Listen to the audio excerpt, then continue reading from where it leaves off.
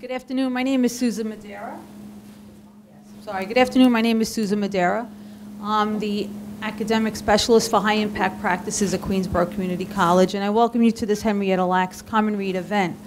We've had one event already today. We had one yesterday, and we have about 15 more scheduled within the next 3 weeks. So we hope that you're able to make it to some of the other events. I see some familiar faces here, so I'm glad that you're able to attend more than one event. I'd like to welcome today Dr. Philip Pecorino, who's here, and he's going to be speaking to us about Henrietta Lacks and the meaning of death. Henrietta Lacks was a very special person. When we look at the text and we speak about the immortal life of Henrietta Lacks, of course we know she's no longer with us. And she is immortal, but how? It's something I'm hoping that we're going to discuss a little bit about today. She's made a big difference to all of us in one way or another, and when you read the book, you'll make those connections for yourself. There are less people out there with polio. It's practically eradicated. Her cells were the first cells to go up to the moon, and she's been really, her cells have really helped us to cure so many different diseases and to shine a light on some of the important things that are happening in science, even today. So I'd like to welcome Dr. Pecorino and thank him very much for being with us today. Thank you. Okay then, how I get to be here is an interesting story. It's got to do with death, and I'll be talking a lot about death. And the question now is about Henrietta Lacks and her death. There are some questionable circumstances surrounding her body and the use of it, and maybe her life, and the meaning of her death, the value of her death, in any event. Here's a couple of quotes for you. There's only one liberty, to come to terms with death, after which everything else is possible. Henrietta Lacks maybe suggests another way in which we can come to terms with death. And from a book called Church Monuments by George Herbert, and wanted in thy cravings thou mayst know that flesh is but the glass which holds the dust that measures all our time, which also shall be crumbled into dust. The flesh is but the glass which holds the dust. We know about Henrietta Lacks because some of her flesh was not crushed into dust or turned into dust. It is not dust even now. Death and the human condition. We all have this condition, but when we're young, we don't much appreciate it. They say youth is wasted on the young. When you get to be my age, you start to think back and have these wishes. I could have done certain things differently or whatever. I guess that's correct, right? Yeah. So how do I get to be here? Not how do I get to be here as an old guy, but how do I get to be here invited to speak? This is my 80th semester teaching at Queensborough. 80, that's 40 years. For 27 years, 50 plus semesters, I taught a course on death and dying. And a long time ago, the lady about to enter the room was a student in my class. She was, well, not her current age then. We were all younger then. And I can say that most of you in the room were not alive then. It was so long ago. So long, long ago, when Diane Carey was a student, something made her want to take a course in death and dying.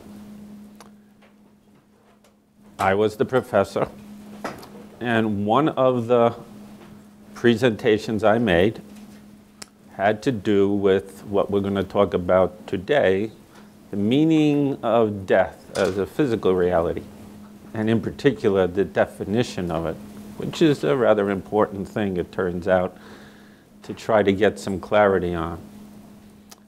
Years go by, and she's a member of our faculty now and gets involved in the Common Read project, and when the book topic came up, and it turned out to be this book about Henrietta Lacks, she remembered way back then, she didn't probably run to her notebooks. It must have been in her somewhere or another that I mentioned Henrietta Lacks. Now, this was back in 1970, you know. So hardly anybody knew about Henrietta Lacks outside some small group of people in the medical world, and I came across her interesting aspect of her life in connection with the course on death and dying and reading about this particular topic and medical ethics. Ethics, yeah. It bothered me when I began teaching here that there was a faculty member that walked around. He taught psychology, and he walked around with an ice bucket that had a handle on it, you know, ice cubes bucket. But inside the bucket was filled with formaldehyde, and he had a human brain. He's not around anymore. And I have a plastic brain that I take out, not a human one. And I thought, ooh, there's something terribly wrong with that, as he would lift it out, show it to people, put it back in. Because I thought I was willing to donate my body parts when I'm done with them and to help medical education or to help people to live, you know, to transplant. But I don't think I'd want to dedicate or donate my parts to an ice bucket carried around a community college to be hauled out every once in a while when illustrations and plastic models might even be better. So when I first came across, he made you touch it. Yes. Oh. She means the brain in the ice bucket. And I thought about Henrietta Lacks' cells being used the way they were. I was bothered by that because I was pretty sure, and it was known, now it's an issue, it's in the book. The family didn't know. It wasn't donated for the purposes to which it was put. So now we get to make use of Henrietta Lacks, not so much her life and not so much her death, but her significance for we human beings. When most people confront their death, it's the fact that life is limited, and then some try to defeat death in some way or another. The most common one I meet when I meet people is that it's a belief that when our physical bodies are finished, somehow we are not. We go on still. Many different cultures have this belief, and most people I know, one way or another, think that it's probably true. At least they're hoping it's true. So they'll defeat death, meaning the death of their physical body, because they're going to go on in some other way. However, most of those folks are very surprised to learn when I ask them, what exactly is your belief system? It usually comes from a religion. And then they say that they're Jewish or Christian or Islamic. This is common around here, you know. And I say, well, you do know that if you believe in those traditional beliefs, that you're supposed to accept that after you're dead and your soul leaves your body, after a while, you're going to get your body back. You may have heard of this idea about the resurrection of the body, which raises interesting questions with Henrietta Lacks, because people would then want to know, well, which body am I going to get back to have forever and ever and ever in heaven? You know, not the one I'm leaving behind. And I thought, I'm a little bit unusual in the way I think, that this would be particularly cruel now that I know about such things and I understand and I'm compassionate and sympathetic to people who are described as transgender. Oh, do they get the body that they felt uncomfortable in, like growing up, and wanted to then change the gender? You know what I'm talking about? Yeah, people go through some great lengths to alter the plumbing and whatever, you know, it's so expensive.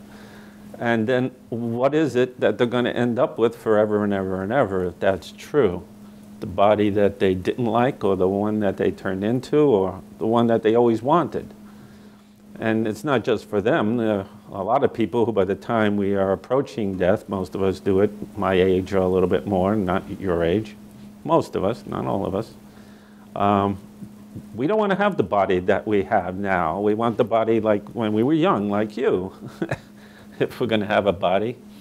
So people want to defeat death, and that belief is a common way people think that they're going to defeat it, although they don't think very much about the details of that victory.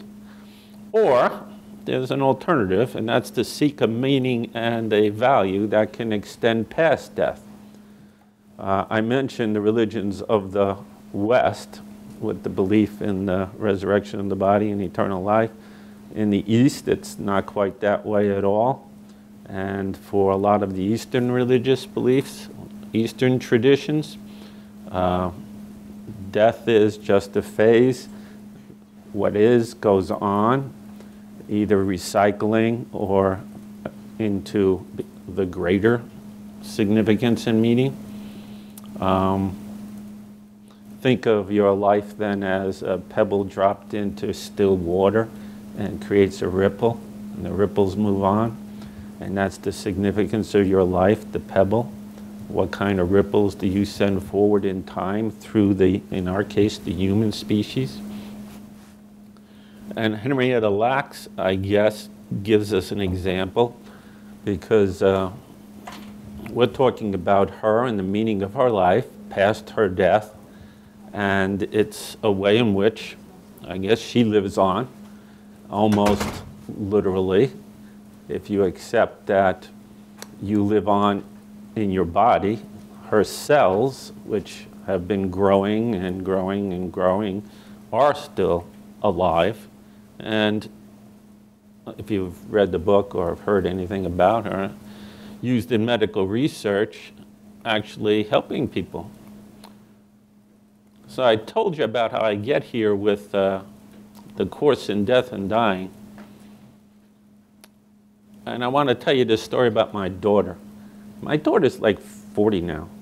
And she says, whenever you tell stories about your daughter, mention how old I am now, because our name is not that common, and if people come across her who know of me, they're always thinking of her as being 3 or 4 years old, because for some reason those are the stories I tell about her when she was really young, which she's not anymore.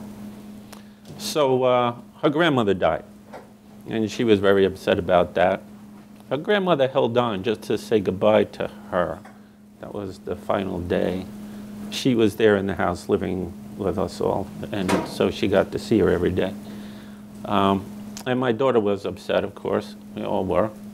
And she, too, wanted to know, where did she go? And I told her a story. And then to confirm it, when we were driving to the funeral, and my daughter was going to see the casket and the body, right, in the church, I said to her, now remember, what are we going to see? She said, Grandma. I said, we're going to see Grandma? She said, we're going to see Grandma's body. And I said, well, where is Grandma? And she went like this, because I said she lives on in the hearts of all those who loved her. So she went like this. I liked that.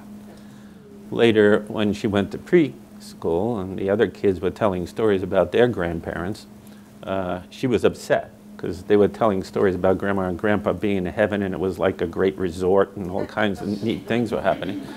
So then she asked again about Grandma, and I said, well, what's the problem?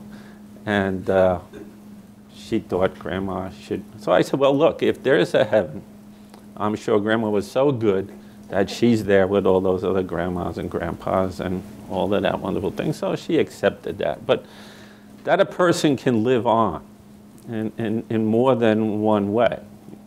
You know, I'm living on here, and I hope for another year or two at least. And well, maybe there are other ways we live on, and in a way, I'm dropping a pebble here, and it's going to impact on you.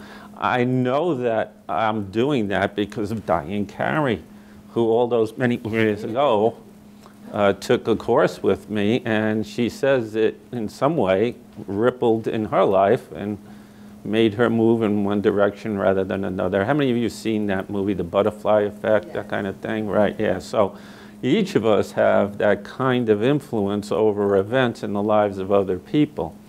And you can think of having a way to overcome death like that. But most people think of it as, I'm going to overcome death through a legacy. My children, grants I give out, good deeds I do. And then there's Henrietta Lacks. Yeah. She was born in Roanoke in around 1920, right? August 1st, it says, and she died. Now, I put a question mark there. Maybe not the only one who put it there. That she died 31 years later in Baltimore. Or did she? Well, it depends on what you mean by death. Is she dead or not? Now, you know that what we're talking about is the fact that her cells, or cells from her body, have gone on duplicating, growing, surviving in this world, all over the planet, as a matter of fact, and briefly in outer space. But is that enough to say that she's still alive? Well, it depends then on what you mean about being dead. And you might think, well, dead is dead, and there's no two ways about it. You're either alive or you're dead, and there's not much of a problem there. There is. And it might be a little disturbing to learn this, but some folks, some important folks, like doctors, aren't altogether clear about what it means to be dead. By clear, not in agreement. And some who think that they have an understanding of what it means to be dead, when asked to make a determination, make mistakes. Now, what could happen? What could go wrong? Why do we need laws to straighten things out?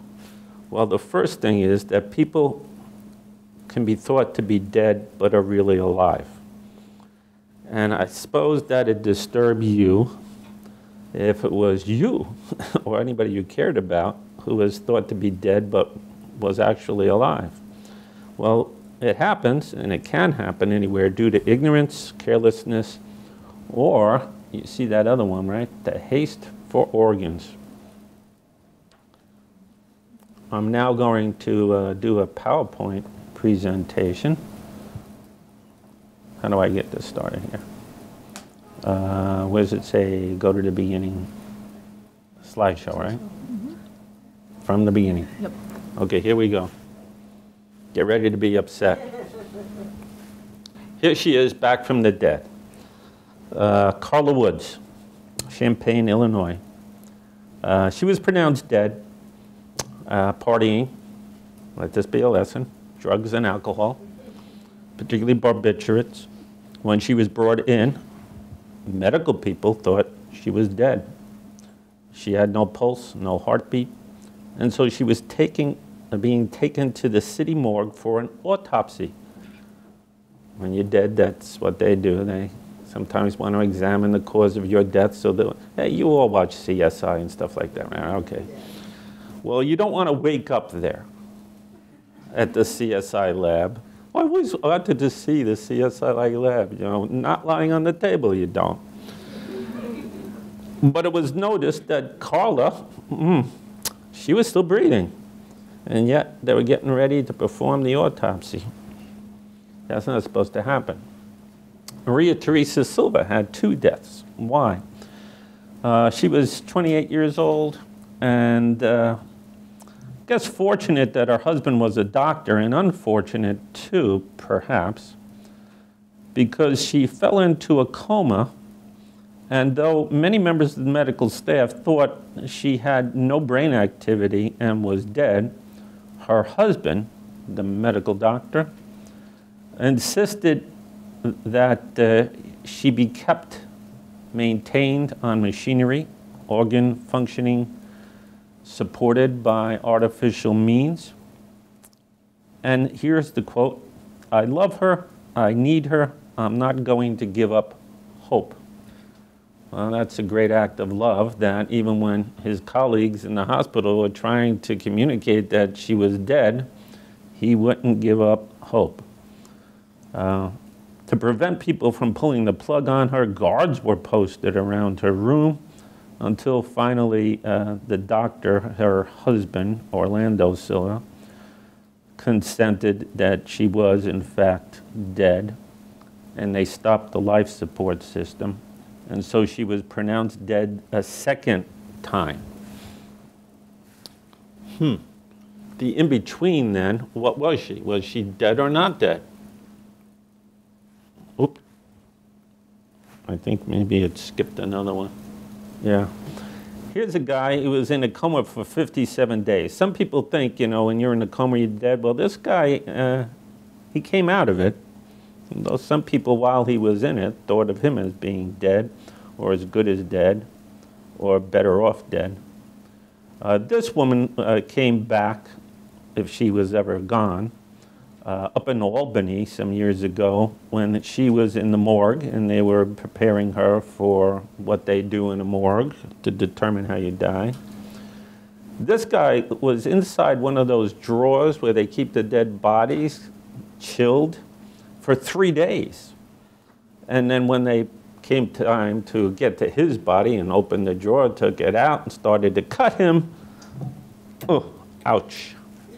Dead bodies are not supposed to wake up and scream when you cut into them. Here's another story about a woman who was pronounced dead on arrival and putting her in the body bag, and then the body bag moved on its own. Older people, maybe you're not so upset as when a young child is said to be dead and then found to be alive, not dead. If you're going in for surgery and you're worried about how it's going to turn out, and when you wake up, you say, "Where am I?" and they say, "The morgue," it didn't turn out well, but some people thought it was even worse than you're now realizing. But that's not a place to wake up. Here's a Seattle woman, 68 years of age. She died, they say, and they held her for 2 days and then realized, when again they were going for preparation for a funeral, faint breathing was detected. Undertaker shocked when the corpse started breathing. This is not the same story. These are different stories. I've been to heaven and back. He was declared dead 6 different times. I guess he kind of got used to it. Now, a Kansas man received electric votes, 7,200, pronounced dead. He lay with the sheet covering his body in the hospital for 40 minutes. And then, oops, they noticed he was moving, and dead people are not supposed to move on their own. Doctors were ready to remove Kurt Clark's organs for transplantation after he was pronounced dead after a traffic accident. He's 22 when, he moved too, kicking, not dead. Those of you who are not worried about dying or being dead because you're so young, learn a lesson from this. You know, he's 22. It's your organs that are really good for transplanting, less so people that are 90 or whatever.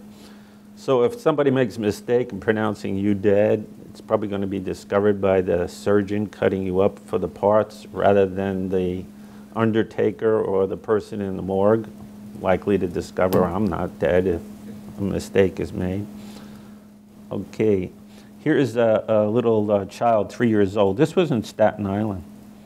And this police officer dove into the waters, and the water was 44 degrees, and they were under there, I think, for 50 minutes without breathing. 3-year-old child. How do you survive without breathing underwater for 53 minutes? People would think you were dead when you come up and you're not breathing or have any signs, but not necessarily. And here's another. A 10-year-old boy died 20 hours frozen stiff in a snowdrift. 20 hours. Not dead. This man was thought to be dead. He's smiling. Well, not so smiling, but his daughter's smiling, and he's looking at the camera. He's not dead. This guy was brought back from the dead, a woman, 20-year-old Susan Orr. She said it felt like she had been asleep, like a nap. That's interesting. Here's a baby survived an icy drowning in South Carolina, 25 minutes, a 6-month-old under the water. And in California, a 38-year-old woman pronounced dead, gasped for air in the county morgue. 2 lucky people in England had been pronounced dead and then were found not to be. This fellow was stabbed in Midtown Manhattan and pronounced dead, and 10 minutes later he was then decided not to have been dead. Somebody who was thought to be clinically dead for a matter of months. A traffic accident victim declared dead, coughed as he was prepared for organ donor surgery. Dead bodies don't cough. They don't kick, they don't move.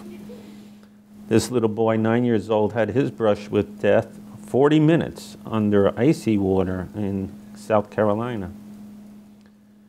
Kansas City newspaper had this interesting story about whether or not the kidney donors are dead or alive. Any of you know anything about Kansas City?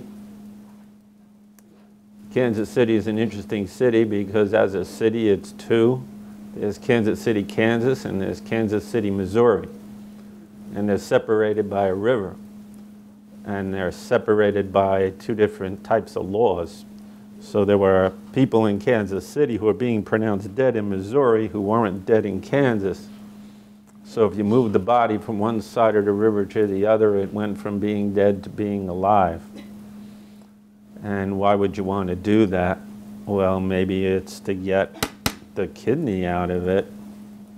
So the paper then runs the story, are they dead or are they alive? Really? And it's doctors doing this, so they ought to know, they ought to be clear about it, and maybe that's not the case. You do trust doctors, right? Now here's a man in Wichita, Kansas, and he wants his son kept in Kansas where he's still alive, and thus he can't be charged with murdering the boy, but only assaulting him. Where if they moved his body across the state line, the boy would be dead, and then they would charge him with homicide. Here's a man went into a hospital and detached his son from machinery in New Jersey, and the court ruled that he can't be charged with having killed his son. He wasn't doing it because he was angry. He was doing it because he couldn't see his son going on, maintained on the machines, right? He couldn't bear it anymore. Because the son was already dead at the time, they were trying to charge the father with going in and killing him. You can't kill a dead person again. And is this another? Yeah, this is a family from Long Island that were going up to Connecticut, and their van went off the road and into the Connecticut's East River. Yeah, some river. And they pulled some people out of the van. Several were dead. Others looked like they were dead, but actually turned out not to be dead. Here's another one, Columbus, Ohio, a 9-year-old, 40 minutes under icy water, thought to be dead, but survived.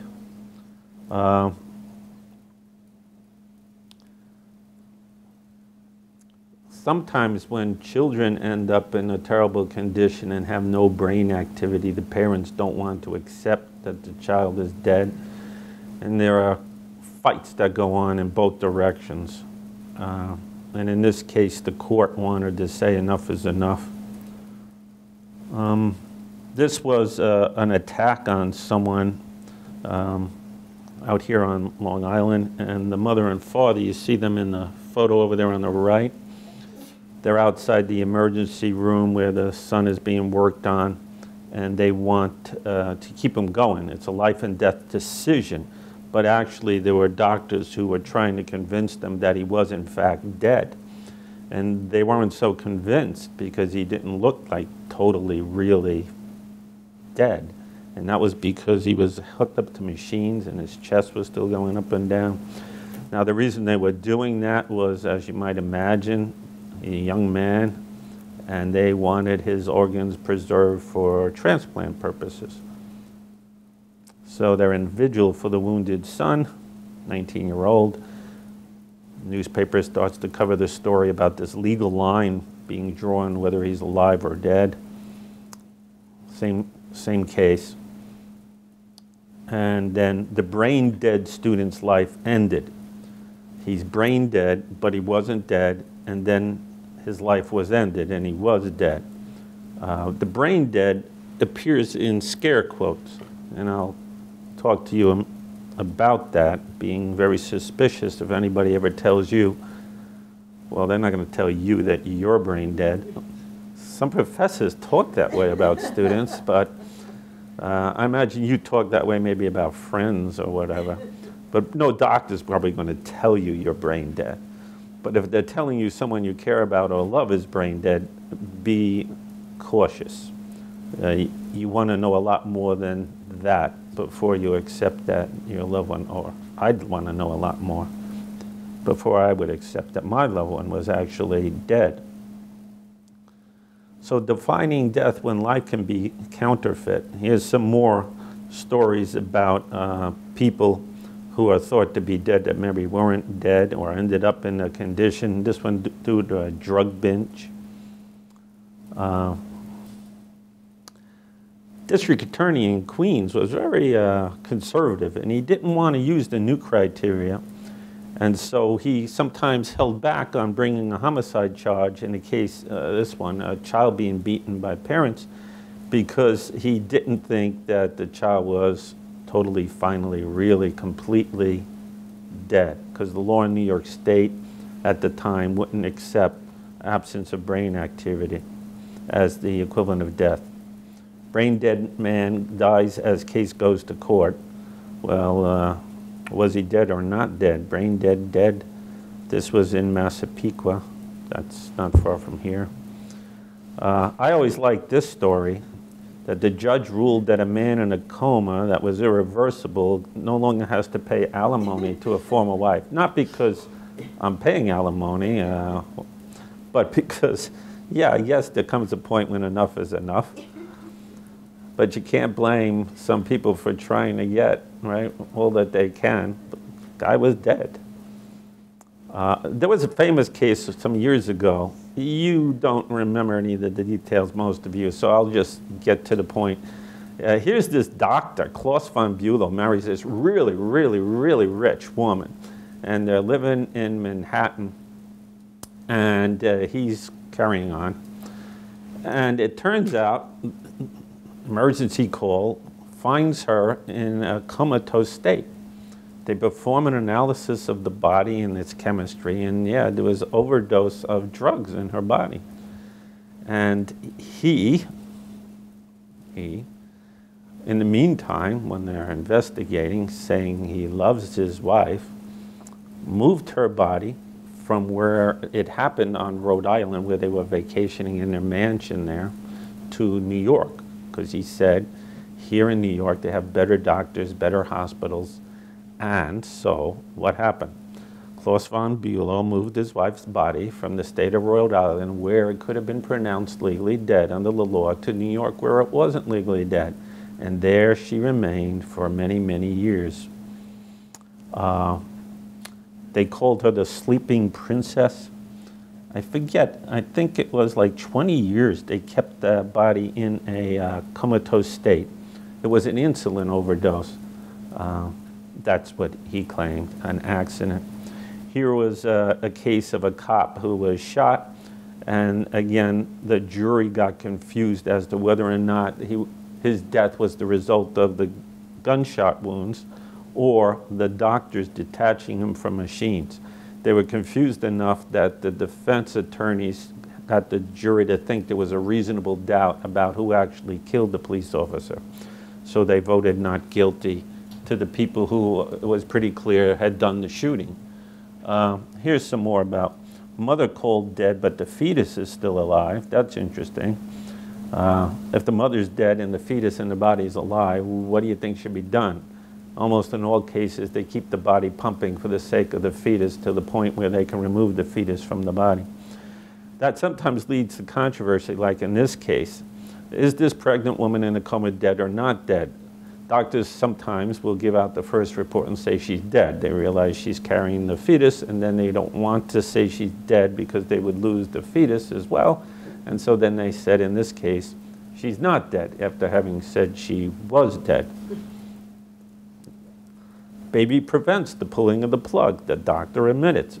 I like this headline because if you wrote this in an English class, your professor would probably say that's not good English. Says the coma doc. Well, who is in the coma, the doc or the woman? Here comes another factor other than somebody wants organs, and it's the developing fetus. The surgeons have no hope for the woman. Yeah, well, because originally they said she was dead, that kind of no hope, and she ended up, yeah, dead. She didn't get into the coma as a result of a beating from her husband. It was they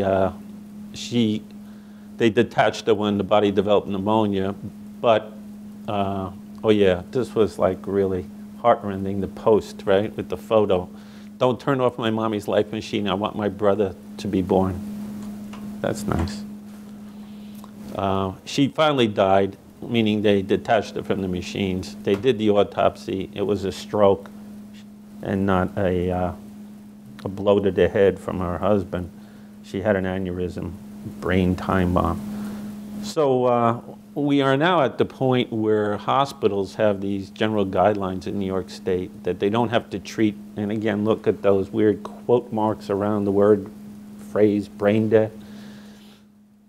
And that's pretty much where we are now in New York State, but I'll get into more of these details as I take you through the rest of the presentation, which I'll have to speed up on because I know some of you want to leave early. Some mistakes are made, and I needed to go through what I just did so that you would understand, yeah, they do make mistakes. How many of you were aware that they would make so many mistakes so often over something so important as whether or not, I mean, doctors, is this human being alive or dead? How many of you had any idea? No. You just trust that they get it right. Yeah, well, for those of you going on into the health field, make sure you study well and do well when you get out there. So people are thought to be dead but are alive, and I've given you illustrations of that. And I've given you illustrations of people who are maybe said at least to be alive but are really dead. And that really happens under ignorance or under carelessness. It happens when they're called alive but they are dead because there's income for the treatment of the cadaver as if it were a living person and an opportunity for practicing procedures. I won't tell you those stories. And opportunities for organ transplantation. So now we get to, we're getting close to the part where I bring up Henrietta Lacks too. Death, what do we mean by it? If you thought to be brain dead was the same as being dead, see, I'm putting a line through that, don't do that, avoid accepting that.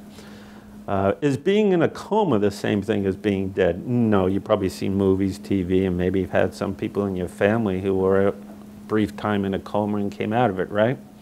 So coma is not the same thing as death either. Irreversible coma, however, that phrase has an exact meaning in medical practice. And right now in this country, in just about every one of the 50 states, a person in irreversible coma can legally be pronounced dead and the death certificate signed, even though the body's still hooked up to machinery, And why would anyone want to keep that body still hooked up to machinery and keep it going? Well, Henrietta Lacks' body, in a way, is kept going, and people think there's good, useful purposes for doing that with her cells. And so, too, there are people who think keeping a dead body hooked up to machines and keeping most of its organs going serves some useful purposes. Well, what would they be?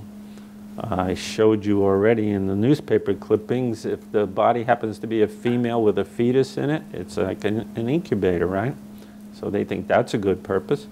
What else would be a good purpose? Well, medical experimentation, medical practice, and preserving the organs, waiting for a match for the organ transplant possibilities could be of purpose. Irreversible coma, however, is the coma that no one comes out of. How do we know that? Hundreds of thousands of cases, no one's come out of it. It has a very precise definition. And it's not the same thing as a persistent vegetative state. There have been people who are in this condition who have come out of it. It's sometimes hard to tell the difference between the two if you're not educated, and if there are people out there who would like to manipulate you and your emotions into giving them what they want, they might convince you that a irreversible coma was just a persistent vegetated state in order to keep a person going in that condition. What we're getting down to here is, well, what do we use to determine whether somebody is dead or not?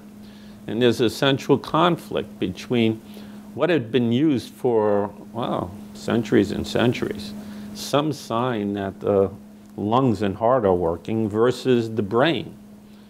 And if you go to the brain and the brain's operation, you probably are aware that brains have different parts to them. And down here in the cerebellum, that's what controls like your autonomic nervous system and your heart and your lungs and all of that. And the cerebrum up there at the top is your consciousness, your awareness, your thinking, feelings, and all of that. Well, which is more important in determining whether a person is alive or not? You'd want it all to be functioning, right? But suppose the upper part wasn't working, but the lower part was. That's a persistent vegetated state. Well, would that be enough to say that somebody is dead, even if they could breathe on their own? For some of you are nodding yes, some of you are nodding no. Yeah, that's an issue. So right now, nowhere says that only part is enough. The irreversible coma concept that I mentioned to you involves the upper and lower part of the brain. However, there are some folks out there who want it to be just the upper part. And why do they want this? At Loma Linda Medical Center out there in California, they particularly wanted it when a baby is born without a brain, the upper part, anencephalic, because really good, fresh, healthy infant organs are hard to come by. And if they know that there's a baby that needs one, a transplant, and they don't want a transplant from a non-human species, then they look to take it from a baby just born and died. And if some of these babies are known in utero to have a condition where the brain development's impaired and maybe they don't have an upper portion of the brain, they'd like to deliver that baby from the mother's body, say it's dead, keep it pumping, and then take out the organs for some other young child or infant to live. But what about just using the heart and not the brain? Well, you all know that you can do CPR and various things to get a heart going again, and that until your brain is totally irreversibly lost in all of its functioning, you probably wouldn't want to be pronounced dead. But there were places like the Pittsburgh Transplant Center that wanted a person declared dead as soon as the heart stopped beating so that they could take organs out of the body. You would think, well, wait a minute. As soon as the heart stops beating, don't they want to give it a little while? Don't they want to try to bring it back? Don't they want to check on the brain? Some doctors are highly motivated in saving lives, and if a person comes in a condition they think, is not really too good at all and presenting some of the signs of death, then they think, well, maybe that's time to take advantage of what organs are there and still usable, which gets us back to the question of, well, what is death? And now you see it's a problem because we've advanced in our technology and the knowledge about biology, the organs. At the same time, we've moved forward with your awareness, education, and you're wanting to, I guess, assert your individual rights, your freedoms. And then the question comes up, when is a person dead? And just a couple of minutes ago, some of you were nodding yes, some of you were nodding no to the same question concerning upper and or lower part of the brain. You probably think, hey, my answer's as good as anybody else's. It's my personal choice. For me, I consider myself dead when this happens. Maybe you don't, so maybe you should have a different definition. Well, that's not too workable if you're, in an auto accident and they arrive on the scene and they're supposed to look around you for your definition. Decisions have to be made, sometimes very quickly, and sometimes they stabilize folks and they're not aware of your identity, don't have your next of kin, and even your next of kin, if they arrive, may not know. Oh, I remember one day he said he thought just the upper part of the brain going was enough. Doubtful that anybody would remember such a thing, that you would say such a thing, and that your loved ones might even agree to it. There are loved ones who would, like, I forgot that he said that. Just keep him going. Okay, so these two revolutions come together and make the decision of whether someone is alive or dead a whole lot more difficult. There are actually 5 different things that have to be decided. 1, what does it mean to be dead, the concept? Then the criteria to be used by doctors to go and determine whether it's met. Then in each case, they have to see the criteria met, they have to say the words, he or she is dead, and then sign a death certificate. When we're agreed about number 1, we leave it to the doctors to do all the rest. For some folks, we're not agreed about number 1 anymore. And that's because of this business of the coma. I'm going to skip over the different types of coma, because you want to get to Henrietta Lacks. So, here are the different definitions. There's a social definition of death, when you are no longer engaged in social interactions and no longer a member of social groupings. There's a psychological meaning of death, when you can no longer maintain your constant personality or surviving personality line. Economic death, when you're no longer involved in the means of production or the consumptions of goods and services. There's a theological meaning of death, which in the Western world, for most of us, when the soul leaves the body. There's a philosophical meaning of death, life without meaning or value. And philosophers go on from there for others. And then there's the biological. I used to say in class, we could say that a person is biologically dead in order to be absolutely sure that they were dead, when every single cell of their body was no longer alive.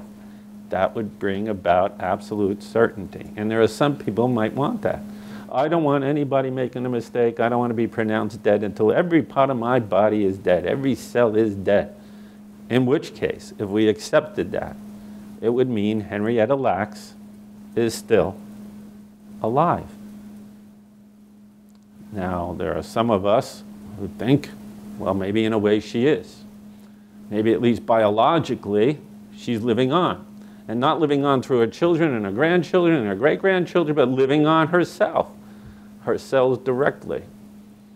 Like there are some who like to think that their loved one lives on, who've died and had organs taken out and given to others. They're living on in the lives of the others who are now making use of their organs.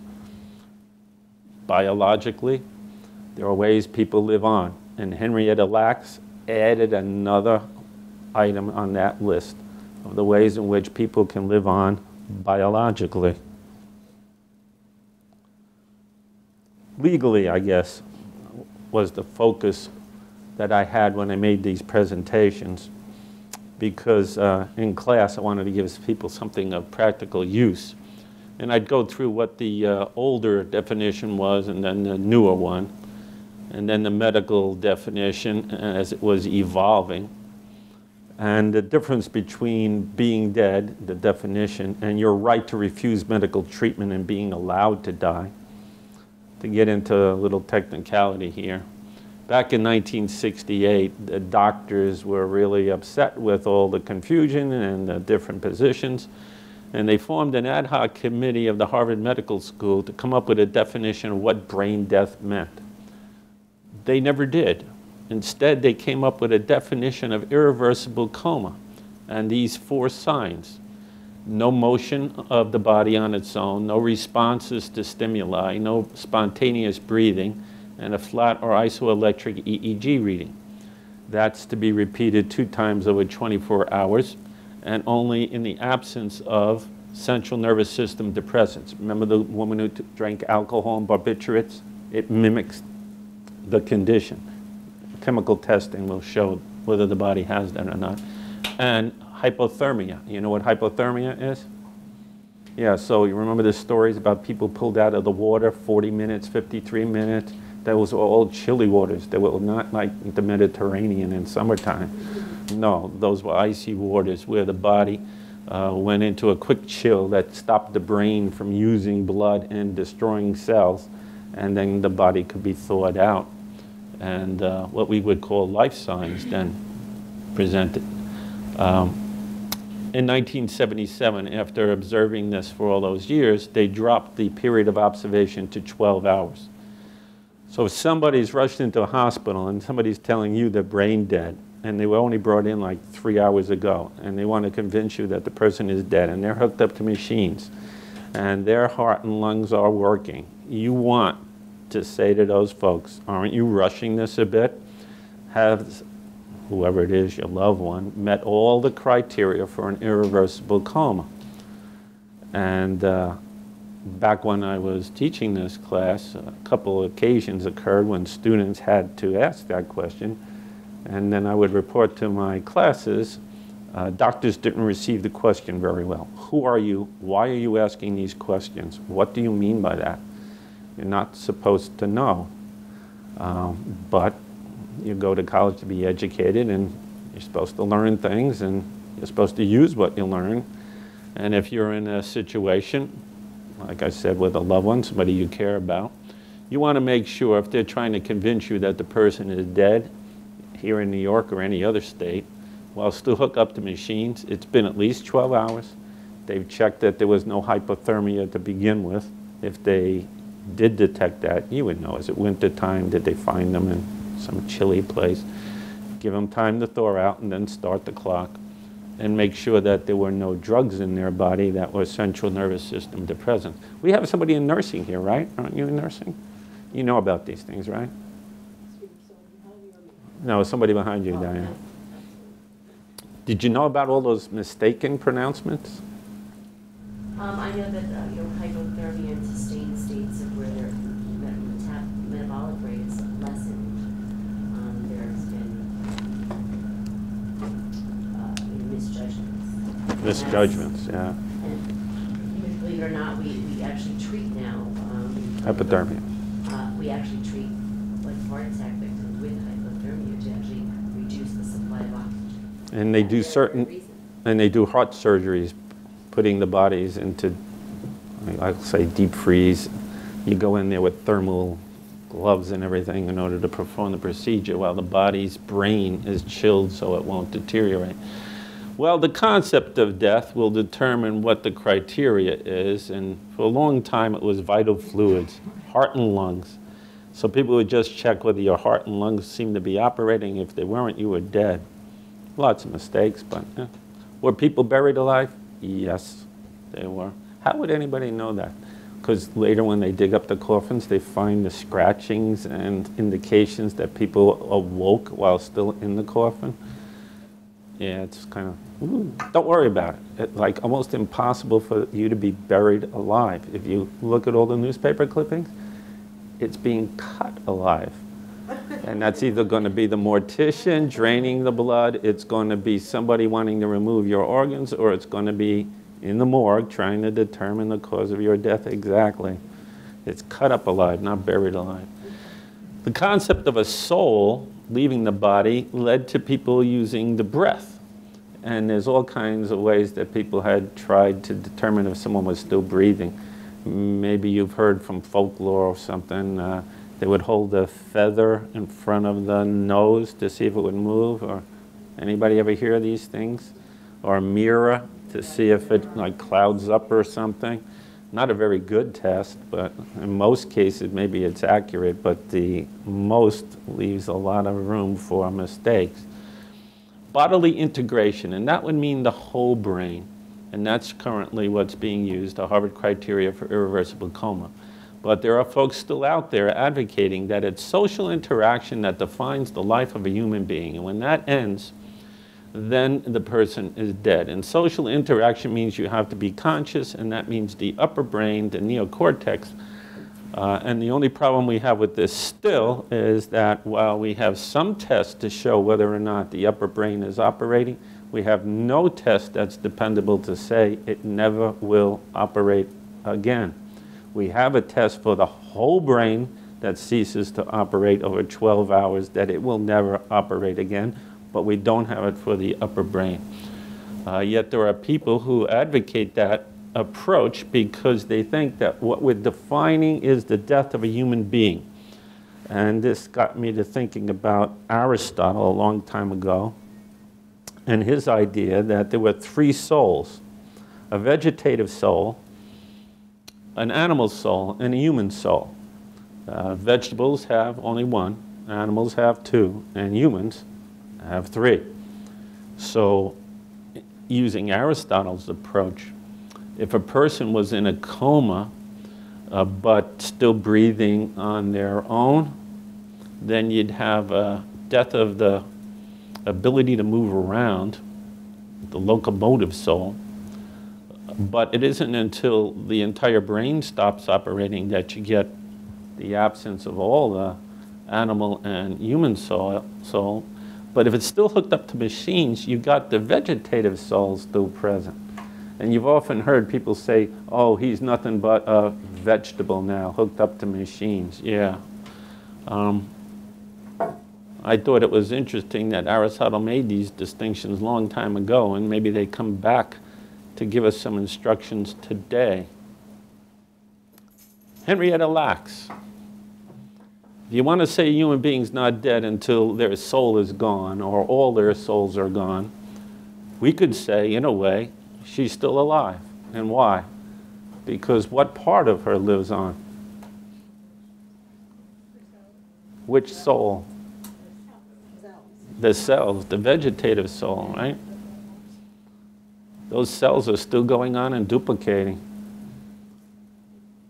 For Aristotle, she'd still be alive in some way. I think she's alive in more than just the vegetative way. She's alive because of what I told you before about another way of conceiving of a life, the effects, the influence it has on others. Even though it was unintended on her part that her cells were going to be used the way they were after most of her stopped functioning, in a way, she continues to have those consequences in the lives of other people. And we're fortunate, I think, now, that instead of just referring to that physical reality as Gila, we know her name. Her name was, and maybe is still, Henrietta Lacks. So that's what I came to tell you about. Questions? Well, thank you, first of all.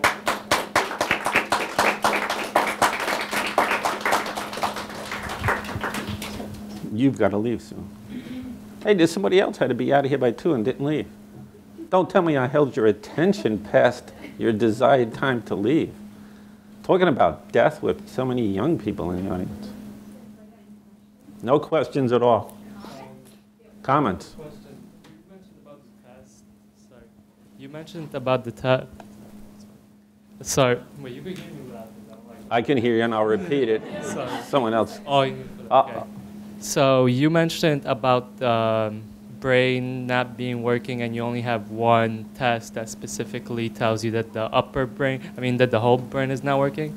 No. I said there's a definition for irreversible coma. It's involving the entire brain. There are 4 criteria. They're spelled out in some detail that doctors go through it. It takes a period of at least 12 hours of observation to make this determination. If they say that your loved one's in an irreversible coma, or if they told me, I know that in most places of the world today, they can legally sign a death certificate concerning my loved one. But my question is more about the test. Like when they test the brain, does it only tell you the whole entire brain or only the... Irreversible coma involves the entire brain, upper and lower. So how do they determine if it's the cerebellum or the cerebrum?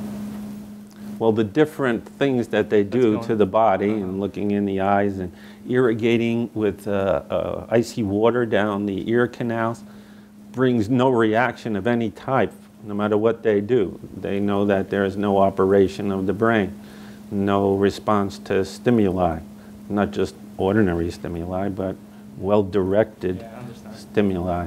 Thank you. They do the EEG. You saw that was one of the criteria. Right.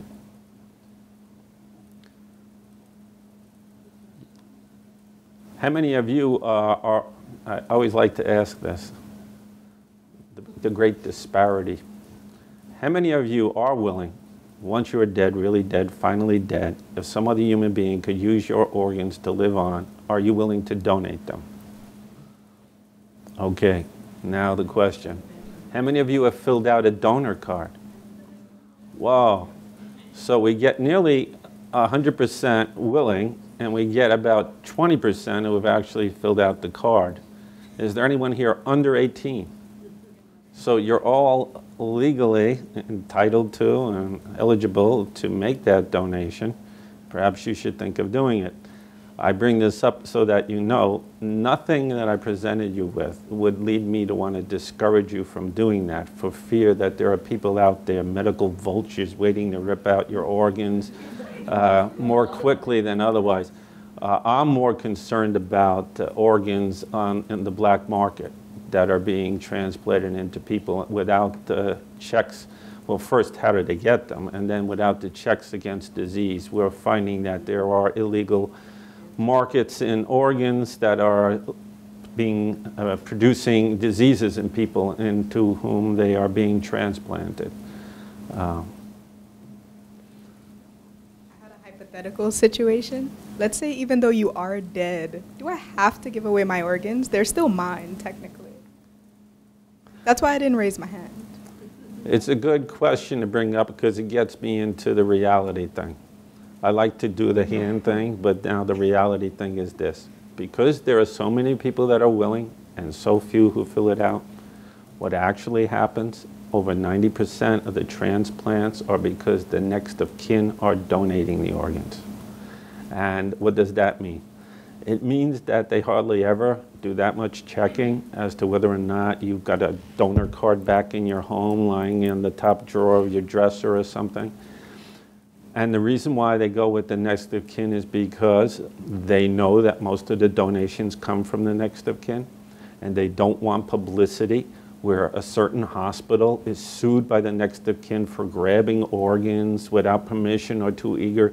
Oh, I don't want to go to that hospital. They're not going to fight for my life as hard as I want them to because all they care about are my part.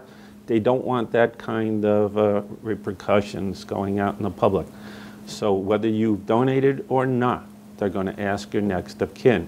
If so you I have to talk next to my of mother kin. now and tell her, don't donate my organs. Well, they're going to talk to your next of kin. If your next of kin want to donate your organs and you filled out a refuser card, probably they're not going to run up and say, oh, I want to donate them, but look, she's got a refuser card. They're probably not going to bring it up. Understood. But the best thing you could do, in addition to filling out the card, even the donation folks that try to encourage people to do this, they say it's an educational device. That in filling out the card, you've got to get 2 witnesses. And so you're talking to them. And they're likely to be members of your family. They're likely to be your next of kin. And so if and when the occasion should arise, and the folks in the hospital turn to the next of kin and say, may we use his or her organs? Somebody will say, I remember she was going to college, she heard it talk, she filled out the card, I think I signed it, she wanted to donate. In your case, maybe they'll say, she wrote up this piece of paper saying, leave me alone, leave me alone. People bothered me enough when I was alive, leave me alone, at least in death, rest in peace, leave me in peace, in one piece, please. In one piece, exactly. Right. And so I don't think she would have wanted you to take her whatever. All right. Thank you. I have, in my time teaching the course in death and dying, read about mainly nurses who have done things to make their wishes known, including putting a tattoo on their body. But generally that's in the positive direction. You know, there used to be a song, All of Me, Why Not Take All of Me? They don't go that far, you know. Yes, yes, no, nothing here. No. I have But a if you question. change your mind, then it gets messy. I have a question. If someone fills out a donor card, I know now that they put it on your New York State driver's license, there's actually a red heart that will appear there. If someone says that they want to donate their organs and they have this indicated on their driver's license, do they then speak to the family? Can the family refuse it if the person actually has agreed to donate their body parts? Legally, they can take it, regardless of the next of kin. They do not like to do that for fear the next of kin will go running to court and try to get an order to stop it. And if it hits the press, family battles over organs at X hospital in Queens, people will think, oh my Lord, what's going on at X hospital that these kind of things are going on there? I don't want to go there. Or I won't trust the doctors from there ever if they say that to me. So yes, they can. Once in a while they will, but generally speaking, they won't. Thank you. But the person who got me involved in this had her hand up to ask a question. Okay, if she goes next, then we go over to you.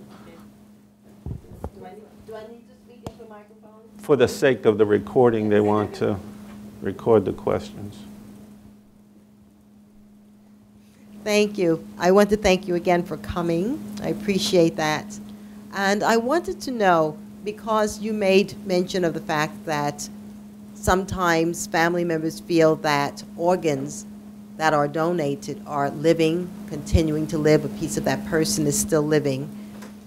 With the Henrietta Lacks cells, do we have a way of knowing if we've received treatment where her cells have been used and so therefore now they are indeed living in our bodies? I don't think they were used that way. Okay, They were strictly used in the laboratory? testing and typing. Okay, strictly in the laboratory. Okay, thank you. You may have been given a treatment that has assisted you in living, cured a disease, or restored some organ functioning. That's the result of research that was done using cells from Henrietta Lacks. Is there any way to know that? Yeah, they've listed certain diseases that were the subject of, involved the use of Well, her that I cells. know, but if we directly, is there a way to ask our doctor if the treatment that he or she is giving to us is a direct result of her cells? Well, if you read the book and you read about the diseases, Right. that the research was conducted Right. concerning using her cells, and should you learn that you've got one of those diseases and were treated for that disease, then you probably could conclude that Okay. thanks to Henrietta Lacks, you are healthier than you would have otherwise have been. I wanted a certificate that said that I had her cells in my body. Thank you. Okay. Okay, my question was in regards to donating your parts. It seems as though from the articles you've shown us that most of these people, one of the main reasons why they started to do an autopsy was because the parts of their body was to be donated to medicine. My question is, before you go into surgery or before you go into any operation, is it disclosed to the doctors that you are a donor? Or can that be done after, they did everything they could? You said can, Well, will it? not must. I know that I've been in the hospital and treated recently a few times, and generally in the intake information, they ask you about a lot of things. One is, do you have a living will, or do you have appointed someone, right, as your medical proxy, right? Okay. And sometimes you check off also, have you been an organ donor, right? Not always, but sometimes. Okay. But wait, I wanted to correct something. I hope it wasn't my impression. You said mostly they're cutting them open because of the organs. Mostly they were cutting them open in the morgue, right? Or the funeral director to prepare the body. The younger folks, like your age, are the ones they were cutting for the sake of organ donation. Okay, got you. Thank you. It's nice to know you wanted, though, right? So I just want to comment on what you had to say by any chance. So I was reading in the book, and they actually talk about the polio virus, and how, like, I'm pretty sure all of us have a vaccine for that. So wouldn't you say that it does live in us automatically? Right? Because we get that shot as soon as we're babies. Yeah, you could have been receiving the anti-polio vaccine. That's the result of research that was done with her cells. It's not the cells, the research that was done. Research. You're not going to get any certification that you've got her cells in your body. I don't think anyone does. I think it's fair to say that we don't have polio because Henrietta's cells were used to create the vaccine. No, you can say in good part because, Okay, good part. but not solely because. Just one last question, because we're talking about family members and giving their approval and not. Is it possible for Henrietta's family to, for whatever reason, decide enough? No more are we giving permission for her cells to be used? I don't know. Okay. Thank you. They never gave permission? Exactly, so that's why. But also the current law, as stated now, once your cells leave your body, you no longer have the decision to state where they go as of now. So every appendectomy, every placenta that's removed, every biopsy those cells are being brought somewhere to have Technology is research. advanced and the world is so interesting that that's not exactly true. Because if the cells are an embryo, there's been a lot of court fights between males and females over who's controlling the sperm, the eggs, and the resulting combinations, even though they're no longer in a body. They're banked somewhere. So The diseased tissue that is removed, there's no jurisdiction that, yeah, over okay. over what happens Right. to those in terms of embryos and stuff like that. yeah, That's there's a lot of that's debate. another topic. yeah. No more questions, comments? Any suggestions if I ever do this again? No? Well, then I thank you all for being a good audience. Yes, thank you, Dr. Pecorino, for being with us today and sharing your knowledge on this topic. Thank you all so much for being here. Again, please join our Facebook page. We have a lot of information about our events there. And those of you who have not signed in, please make sure that you sign in before you leave. Have a wonderful afternoon. Thank you. Thank you.